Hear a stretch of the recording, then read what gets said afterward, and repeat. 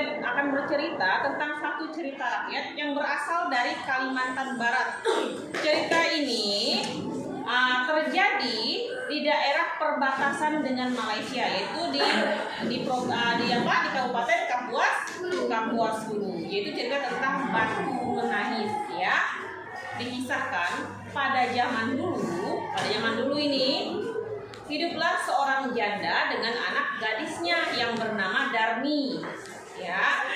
Seorang janda dengan anak gadis bernama Darmi. Karena suaminya sudah lama meninggal, janda ini sangat memanjakan anak gadisnya. Anak gadisnya ini berparas sangat cantik dan suka bersolek. Ya, dia suka bersolek.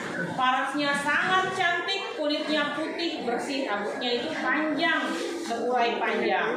Tetapi ternyata sifat si anak gadis ini bertolak belakang dengan parasnya yang cantik.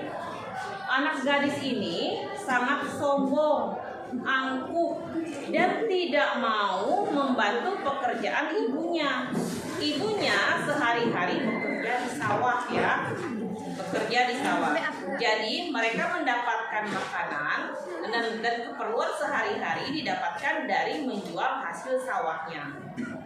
Tetapi sampai di rumah, anak gadisnya tidak mau kerja. Yang kerja rumah siapa? Ibunya lagi yang kerja rumah. Ya, nih saking luar biasa malasnya ini. Kerjanya mau solek aja. Setiap ibunya minta tolong, anak gadisnya tidak mau dengan alasan takut hitam, takut kulitnya jelek katanya. Akhirnya pada suatu hari saat ibunya habis panen, ibunya mau jual hasil panennya ke pasar. Anak gadisnya pesan, "Bu, belikan saya bedak ya, merek ini, namanya ini, belikan saya lipstik ini juga," kata si anak gadisnya.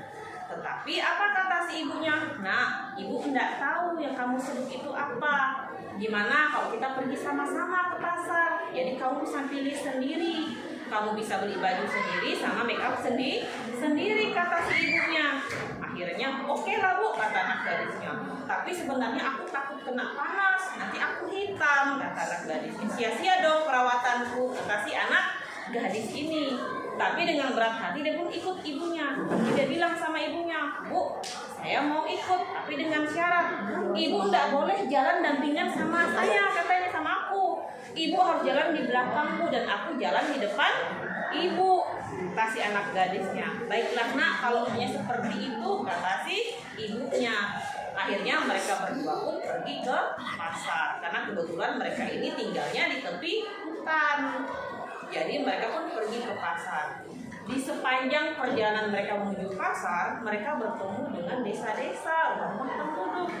Lalu orang pasar nih, cowok-cowok nih yang bujang-bujang lagi, cantiknya tuh perempuan, cantiknya anak gadis itu. Dia pakai pakaian yang paling bagus, dia dandan dengan sangat ketat, sedangkan ibunya di belakang pakai pakaian lusuh, koyak-koyak, dan compang-camping. Akhirnya, "Itu siapamu?" kata si orang-orang bilang sih anak ini bilang, "Oh, yang itu pembantuku," katanya. Ibunya diam ya dengannya, terus jalan ke pasar.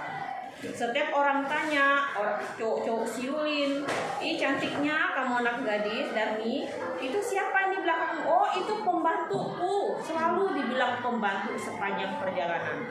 Akhirnya ibunya nih sedih dan menangis, dia kecewa, dia berdoa dengan Yang Maha Kuasa. Dia bilang, "Tuhan, saya tidak tahan lagi dengan hinaan anakku ini. Dia darah dagingku, tapi dia menganggap aku pembantu dan budaknya. Tuhan, tolonglah kau tunjukkan kepadanya kuasamu," kata si ibunya. Akhirnya terjadilah hujan yang sangat deras, petir yang sangat kuat, dan menyambar anak ini tadi. Dan anak ini pun perlahan-lahan mulai dari kakinya berubah menjadi batu. Dan ini disaksikan oleh ibunya dan orang-orang di kampung.